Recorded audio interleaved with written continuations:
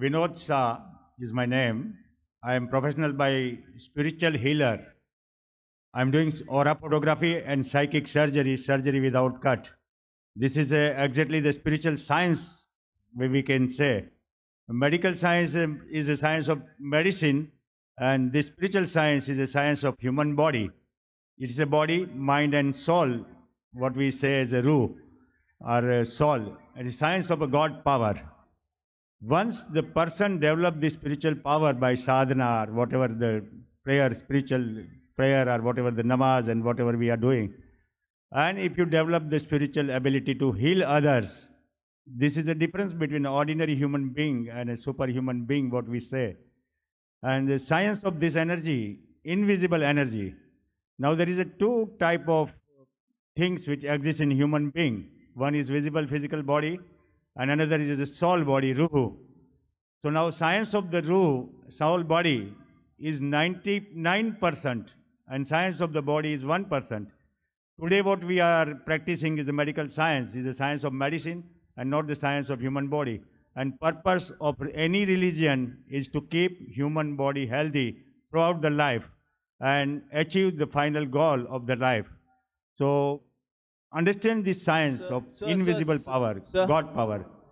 Sir, can we have your question without a background, so that just you can have your background in 2-3 sentences, then your question, please, sir. If we follow the path of religion, any religion or Quran, we can keep ourselves healthy throughout the life if we don't get any disease in the body. Brother asked a question that he is a spiritual healer and he heals things without cut, without using a knife, and treats patients, etc. Talking about spirituality, healing of the body, healing of the soul. Basically, brother, as far as spiritual healing is concerned, there is something like true spiritual healing and something which is like a deceit. There's a world of difference in that. We do have many spiritual healing in public done by missionaries, and I've attended some of the programs. The Christian missionaries, they get a person and they get him on the stage, and the person is lame and he starts walking, the person is blind, he starts seeing, and we find many. And I don't know whether you have seen, I've seen many documentaries which have tried to expose how they do it. How they do it. And in our Islamic Research Foundation, ours is a research organization on Islam and comparative religion, and we try and collect materials dealing with such things. There are many documentaries which show that how they do it, how they make a fool of the public. For example, they show a person that there's a person lame sitting in the audience. So the healer goes and picks up the stick. In the name of Jesus, start running, and the person starts running. But the person who starts running is the person who was sitting on the right. The person who was lame was sitting on the left. So what we realize, that all these are pre-planned.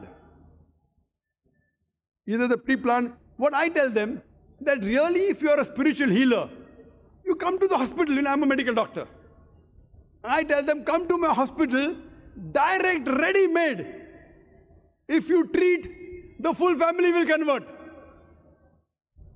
So if you are a spiritual healer, and if really it's the truth, we require hundreds of people like you. We don't want to have all these government hospitals, you know, Nair Hospital, Sion Hospital, KM Hospital. We'll employ you.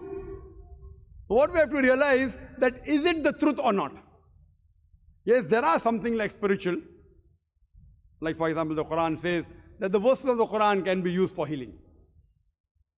But what you have to realize, in Islam, the person to heal is huwa shafi. It is he who heals. If anyone says, I heal, it is nonsense. It is Almighty God who heals, whether through a doctor, but doing this surgery without knife. Fine, there is laser technology, but surely you aren't using laser technology. Are you using laser technology? No.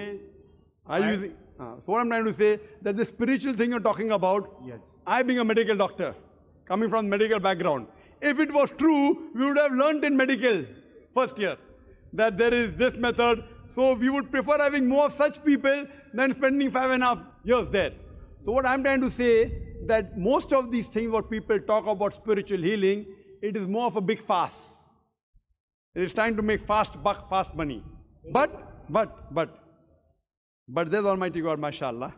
There are verses of the Quran which can get peace for you in your mind, which can treat you. There are certain diseases which science cannot understand beyond science understanding. There may be, but what we see today, mostly in the spiritual healing sessions, in vast gathering, according to me, it is nothing but a gimmick. And all these people who heal, I would like to invite you, brother. Let's tomorrow go to Sion Hospital together. Fine. And you heal the people. Better have you than have 50 doctors.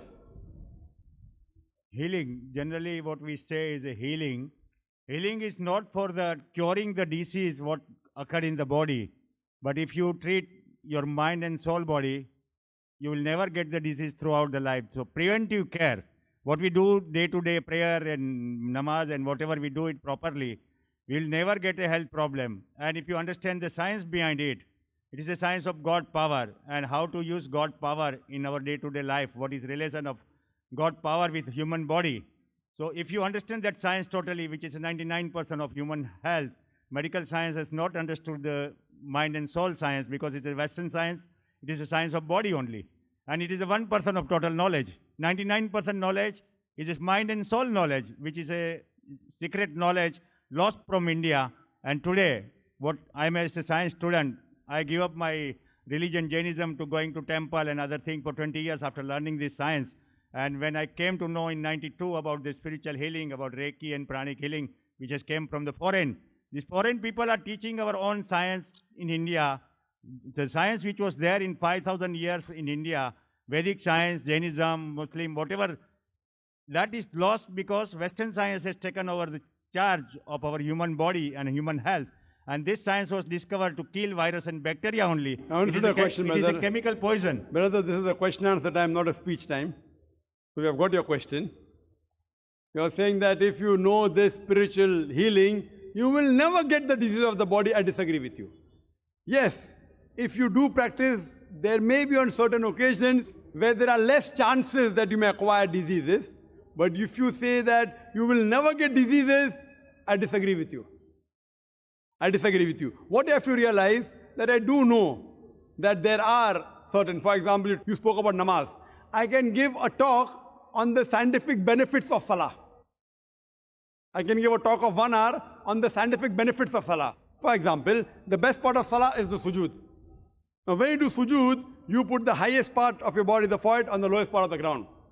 And when we do that, what we find that there is more supply of the blood going to the brain. That makes a healthy brain. There are less chances of having chilblains. That is the disease of the skin of the face. When you're doing sujood, there is drainage of the bronchial tree. So less chances of having bronchiectasis. Now when we breathe normally, 1/3 of the air in the lung remains. It's called as residual air. When you breathe in the sujood, the abdominal viscera, they press against the diaphragm. And the diaphragm, it exhales out the residual air. So you breathe in more fresh air. So because you breathe in more fresh air, there's less residual air, the chances your lung will be healthy is far superior. Less chances of having lung diseases. Furthermore, there's more increased venous return of the abdominal viscera. There's less chances of having piles. When you get up from the position of sajda, when you stand up, there is more stress on the calf muscles. And the calf muscles, according to medical science, they are known as peripheral heart. It pumps the blood to the lower part of the body. I can go on and on giving references. How does salah benefit? But we Muslims, we don't pray salah for all these benefits. We pray because we thank Allah subhanahu wa ta'ala. These medical benefits are side dishes, dessert. Our main dish, biryani, is because we thank Allah and we worship Him. These medical benefits may inspire a non-Muslim.